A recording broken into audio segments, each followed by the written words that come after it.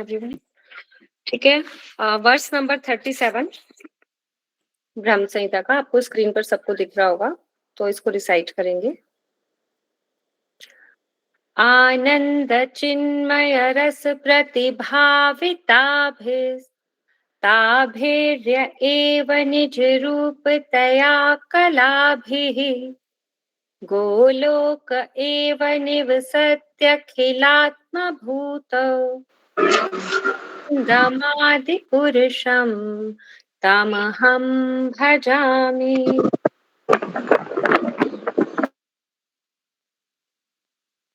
आनंद चिन्मय रस प्रतिभाविताभिस।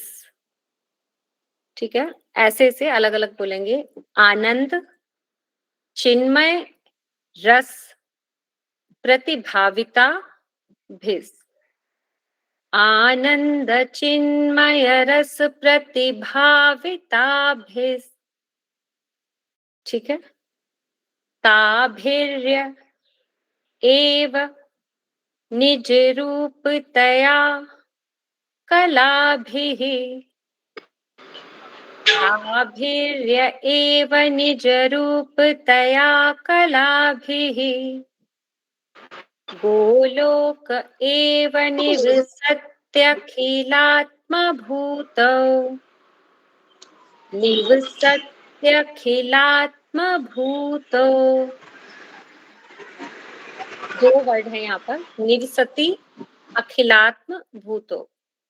निवसति और अखिल वो हो गया निवसत्यखिलात्म भूतो गोविंदमादिपुरुषं तमहं भजामि। ठीक है, एक बार रिसाइट करते हैं इसे। आनंद चिन्मय रस प्रतिभाविताभिस् ताभिर्य एव निज रूपतया कलाभिः गोलोक एव निवसत्यखिलात्मभूतो गोविंदमादिपुरुषं तमहं भजामि। ठीक है, क्लियर है इतना सबको? हरे कृष्णा। माता जी थर्ड वाली लाइन एक बार प्लीज दोबारा कर देंगे? गोलोक एव निवसत्यखिलात्मभूतो निवसत्य अखिलात्मभूतो निवसत्यखिलात्मभूतो। ठीक है, क्लियर है माता जी? जी माता जी, थैंक यू। और कोई ऐसा वर्ड जो भी ना क्लियर हो इसमें? बाकी तो ठीक है माता जी। पहला सुनाना 1 मिनट। हरे कृष्णा, सादर प्रणाम। आनंद चिन्मय रस प्रतिभाविताभिस। अलग अलग कर देंगे, उसकी साउंड सेम ही है। आनंद चिन्मय रस प्रतिभाविताभिस। ठीक है, सत्यभामा कीर्ति माता जी क्लियर है? हाँ जी माता जी, ठीक है माता जी। आनंद चिन्मय रस प्रतिभाविताभिस ताभिर्य एव निज रूपतया कलाभिः गोलोक एव निवसत्यखिलात्मभूतो गोविंदमादिपुरुषं तमहं भजामि। तो अब यहाँ इस वर्ष में ब्रह्मा जी प्रार्थना कर रहे हैं कि गोविंदम आदि पुरुषम तमहम भजामि, कि मैं उन गोविंद उन आदि पुरुष का भजन करता हूँ, उनको भजता हूँ, जो क्या है गोलोक एव निवसति। अगर हम पीछे से इसका मीनिंग दें, जो कहाँ निवास कर रहे हैं, गोलोक एव निवसति, गोलोक धाम में निवसति निवास कर रहे हैं, और साथ ही साथ अखिलात्म भूतो, अखिलात्म भूतो सभी जितने भी जीव हैं, अखिल आत्म भूतो उन सबके हृदय में भी हैं। ऐसा नहीं है कि भगवान जब गोलोक में होंगे तो यहाँ नहीं होंगे और यहाँ होंगे तो वहां नहीं होंगे। तो वो गोलोक धाम में भी हैं और साथ ही साथ अखिलात्म भूतों सभी जीवों के हृदय में भी वो विराजमान है। और जहां वो गोलोक में निवास कर रहे हैं वहां क्या है, आनंद चिन्मय रस, है ना। आनंद जो भगवान की शक्ति है जो आनंद प्रदान करती है, और चिन्मय यहाँ पर आया है ज्ञान के लिए, आनंद और ज्ञान से पूरित रस क्या है वहां पर, प्रतिभाविताभिस, नित्य, प्रति मीन्स हमेशा, प्रत्येक क्षण, भावित, भावित आया है कि जो लोग वहां पर हैं वो लोग कैसे हैं, आनंद और ज्ञान के रस से सदैव परिपूर्ण रहते हैं, ऐसा है गोलोक धाम। और क्या है, ताभिर, और ये जो आनंद का हम यहाँ पर वर्णन कर रहे हैं कि आनंद, तो आनंद वाली जो आनंद प्रदान करने वाली कौन सी शक्ति है भगवान की, की शक्ति। और वो कौन है, उनके जो क्या रूप है, श्रीमती राधा राधा रानी, राधा रानी। की शक्ति का रूप है श्रीमती राधा रानी। तो यहाँ पर बेसिकली बताया जा रहा है कि जो आनंद प्रदान करने वाली श्रीमती राधा रानी जो आह्लादनी शक्ति है भगवान की, वो क्या कर रहे हैं, ताभिर्य एव निज रूपतया, वो वहां पर सदैव वास कर रही हैं। और उनके साथ और कौन है, ताभिर्य, जिनके साथ निज रूपतया कला भी, निज रूप मतलब उनके अपने ही जो रूप का विस्तार है। कौन है राधा रानी का विस्तार और किन रूपों में होता है, माता जी सारी सखियां हैं जो जो सखियां हैं उनके साथ। तो बहुत ही अच्छा मीनिंग है इसका कि आनंद चिन्मय रस प्रतिभाविताभिस, कि भगवान की जो आनंद प्रदान करने वाली आह्लादनी रूपा जो आह्लादनी शक्ति है श्रीमती राधा रानी, और उनके ही जो विस्तार है निज रूप तया कला भी, इसका मतलब है जो उनका विस्तार है, उनकी जो सखियां हैं, जिनमें मुख्य सखियां कौन है, जो अष्ट सखी हैं, ललिता विशाखा, है ना। इसके अलावा तुंग विद्या है, सुदेवी, सुदेवी, रंग देवी, वो जो कृष्ण के साथ खड़ी होती हैं सबसे पहले, वो कौन है, उनका नाम, ललिता विशाखा। ललिता विशाखा दोनों हैं, एक राधा रानी के साइड पर है और एक कृष्ण के साइड पर है। जो कृष्ण के साइड पर है वो कौन है, वो ललिता सखी। जो राधा रानी के साइड पर है वो विशाखा। तो ये सब सखियां कौन है, ये राधा रानी का ही विस्तार है। और राधा रानी कौन है, वो कृष्ण से भिन्न है, कृष्ण की शक्तियां। तो जो सखियां हैं, जो राधा रानी है, वो सब क्या है, भगवान का ही, एक तरीके से हम कहेंगे कि ये भगवान ने ही जो आनंद लेने के लिए इन सबका इस रूप में विस्तार किया, कि उनसे ही श्रीमती राधा रानी उनके आह्लादनी शक्ति के रूप में, और आगे फिर उनसे जो सखियां हैं निज रूप तया कला भी, अगेन श्रीमती राधा रानी का जो विस्तार है वो किस में हो रहा है, सखियों के रूप में हो रहा है। तो इस प्रकार से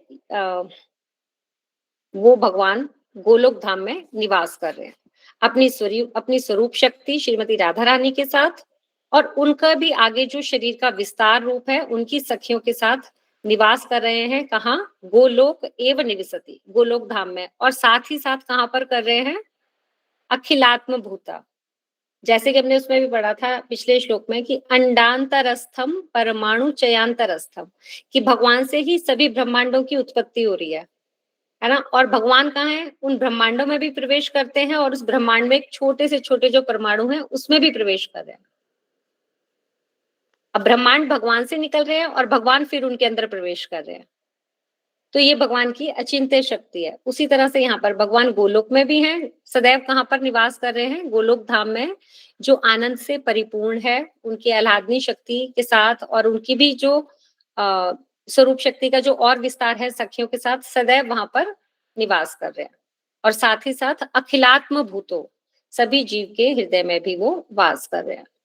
तो यहाँ पर जो एक तरीके से देखा जाए तो गोलोक एव निवसति, भगवान का एड्रेस भी बता दिया है कि जब लोग कहते हैं कि भगवान है तो कहाँ रहते हैं तो यहाँ पर है कि वो कहाँ रह रहे हैं, गोलोक, भक्तों के हृदय में और गोलोक में। हाँ, और गोलोक धाम में रह रहे हैं। तो इससे इस श्लोक से हमें पता चलता है कि जो भगवान है वो क्या है, नित्य आनंदमय है, सदैव आनंद आनंद में रहते हैं और आनंद ही प्रदान करते हैं। और जब हम ऐसे आनंदमय भगवान के साथ जुड़ जाते हैं तो फिर क्या होगा, हम भी सदैव आनंद में आनंद हो में जाए। रहेंगे। क्यों?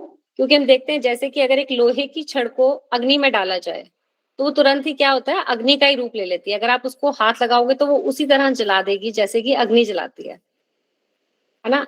जैसे अगर कोई बिजली की तार है, उसमें करंट है, अगर हम उसको टच करेंगे तो क्या होगा, हमें भी उसी समय करंट लगेगा। तो इसी तरह से जब हम आनंद को टच करेंगे, उन भगवान के संपर्क में आएंगे तो क्या होगा, हमें भी आनंद मिलेगा। और कैसे संपर्क कर सकते हैं भगवान के साथ, कैसे उनके टच में आ सकते हैं?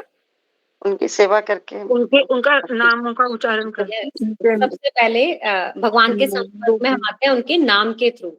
जब हम महामंत्र का जाप करते हैं, हरे कृष्णा कृष्णा कृष्णा हरे हरे, हरे राम राम राम हरे हरे।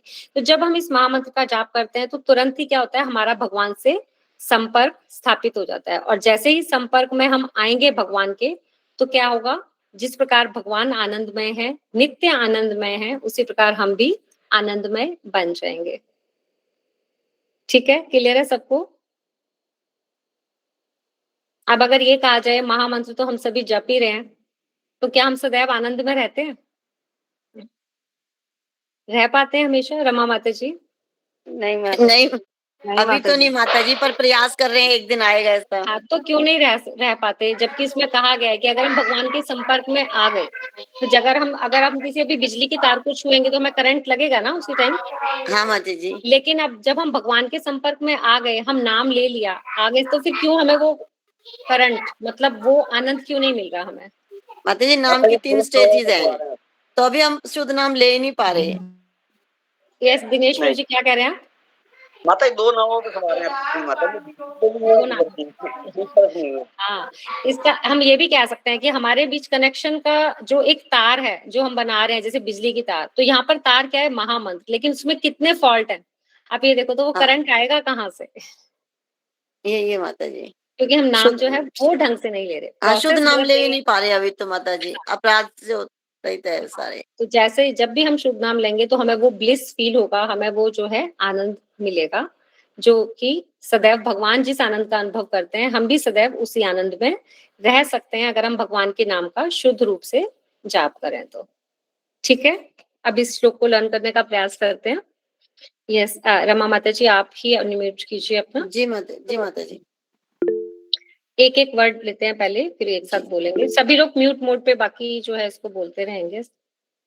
आनंद चिन्मय, आनंद चिन्मय, आनंद चिन्मय, रस प्रतिभाविताभिस, रस प्रतिभाविताभिस, रस प्रतिभाविताभिस, आनंद चिन्मय, आनंद चिन्मय, आनंद चिन्मय, रस प्रतिभाविताभिस, रस प्रतिभाविताभिस, रस प्रतिभाविताभिस, ताभिर्य एव, ताभिर्य एव निज रूपतया, निज रूपतया कलाभिः, कलाभिः गोलोक एव, गोलोक एव निवसत्य, निवसत्य अखिलात्मभूतो, अखिलात्मभूतो गोविन्दम् आदिपुरुषं तमहं भजामि। इस माता जी लास्ट लाइन भी इसी मीटर में बोलने का प्रयास किया करो, जैसे हम बाकी श्लोक बोल रहे हैं। जी जैसे हम पहले की 3 लाइन बोल रहे हैं ना, गोलोक एव निवसत्यखिलात्म भूतो। तो इसके बाद क्या आएगा? गोविन्दमादिपुरुषं तमं भजामि। जी माता गोविन्दमादिपुरुषं दिपुरुषं तमहं तमं भजामि। ठीक है, थैंक यू माता जी। यस, दिनेश प्रभु जी, कीजिए अनम्यूट। हाँ जी माता जी। आनंद चिन्मय रस, आनंद चिन्मय रस, आनंद चिन्मय रस, आनंद चिन्मय रस, आनंद चिन्मय रस, आनंद चिन्मय रस, प्रतिभाविताभिस्, प्रतिभाविताभिः, प्रतिभाविताभिः,